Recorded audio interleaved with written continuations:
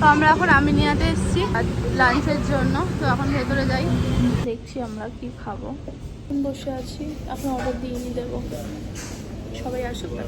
আমি সারাদিন পর চোখ মুখে এই অবস্থা, তাই এখন সবাই এখন দেখছি কি অর্ডার করবে না করবে।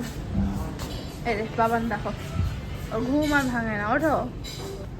স্যালাড চলে এসেছি, খাবার আসেনি, খিদে পাচ্ছে, বিরিয়ানির খিদে। এটা কলকাতার নিউ মার্কেটে আমি যারা থাকো না নিশ্চয়ই জানো। এটা সবথেকে বড়, সবার ফার্স্ট। হ্যাঁ, এটা সবার ফার্স্ট। 147 এর সাথে আমাদের দেশ সাথে। হ্যাঁ, নিউ মার্কেটে চলে এসেছে। সার্ভ করুক এখন। সার্ভ করে দিয়ে গেছে বিরিয়ানি। এখানে একটা ম্যাঙ্গো লস্যি নিয়ে নিয়েছি, এটা চলে এসেছে। তো ভালো ভাই।